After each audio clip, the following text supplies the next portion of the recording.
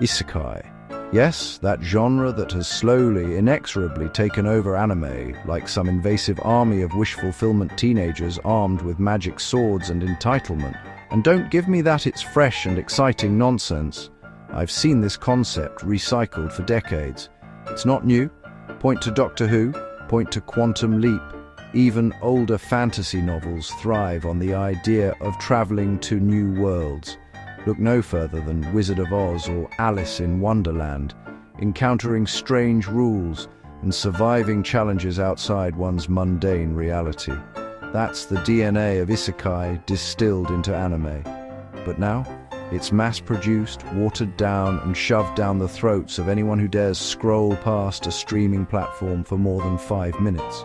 The protagonist is always a high schooler with a tragic backstory, always betrayed, always given some magical ability that is either absurdly specific or overpowered, and always surrounded by a harem of women or fantastical creatures who apparently exist solely to fawn over him.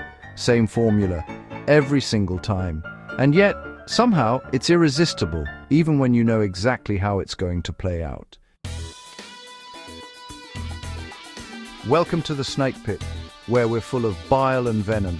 I'm your host, Snake Damon, and today we're peeling back the layers of this genre that has swallowed anime whole, examining it through a series that had a chance to stand above the conveyor belt, but instead stumbled spectacularly. Arifureta, from Commonplace to World's Strongest. High schooler Hajime Nagumo begins as the textbook underdog, bullied for daring to like the class idol Kaori. Then, in true isekai fashion, he and his classmates are flung into a fantasy world by the god Ehet. While everyone else gains flashy, overpowered magical abilities, Hajime is stuck with synergy, a simple, basic alchemical power, the kind a craftsman uses to build swords, chairs, and, in Hajime's case, stay alive in the bottom of a dungeon filled with monsters that want to eat him. During a dungeon raid, he's betrayed, thrown into a pit, mauled, and loses his arm. Survival forces him to consume monster flesh, giving him power but also reshaping his personality. He learns to craft weapons, improvise, and fight to escape the labyrinth at the dungeon's heart. Along the way, he frees Yue, a centuries-imprisoned vampire princess, and discovers the cruel truth of this world. Ihit has twisted reality into a sadistic game, forcing humans, demons, and beast people into endless war for his amusement. Hajime casts aside his former classmates, gathers allies, Shi-A, Tio, Mu, and others, and sets his sights on conquering all the great labyrinths, collecting ancient magics, and maybe someday returning home. The first half of Arifureta is surprisingly grim, a rare break from the isekai norm. Hajime's betrayal, trauma, and obsessive survival instincts are given weight. Every step feels earned. The dark, tense atmosphere, combined with Hajime's ingenuity in weapon creation and dungeon navigation, gives the show an edge that separates it from the flood of overpowered high schooler isekai tripe. Then, Episode 6 hits, and with it, everything changes. The dark tone collapses under slapstick comedy, bunny girls, and incongruent musical cues that make you wonder if someone spiked your drink. By Episode 10, the show is swinging wildly between grim survival and absurd fanservice, leaving you confused. Is this a revenge tragedy, a harem comedy, or both? The tonal whiplash is almost impressive in its consistency. You never quite know what you're watching, but strangely you can't look away. Character growth works when the show wants it to. Hajime evolves from a betrayed teen into a survivor who adapts, learns, and invents. He even adopts abandoned children, breaking the usual isekai clichés of leaving everyone behind. Yue is a strong, interesting character with agency and personality beyond being a harem accessory. And while the harem elements exist, they're handled better than most, leaning into relationships that feel like extensions of the story, rather than mere fan service. The intermission storyboard art is a nice touch, though it interrupts flow if you're watching on disc. But the flaws, oh, they pile up. Hajime becomes unnecessarily caustic after episode 5, making interactions jarring even when the story tries to justify it as character growth. CGI fluctuates from passable to distracting. Lolly factors, ecchi moments, and fan service interrupt tension. Equipment scaling becomes ridiculous. Sure, guns in a dungeon world?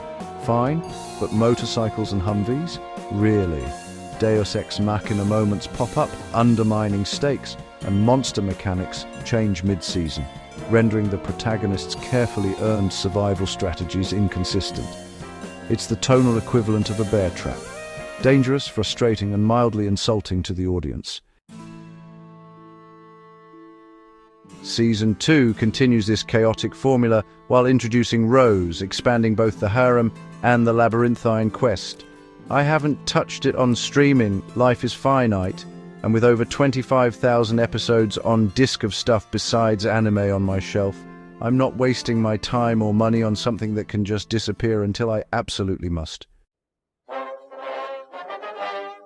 Even with its flaws, Arifureta is impossible to ignore. It begins dark, forces ingenuity and survival, and dares to mix absurdity with genuine stakes.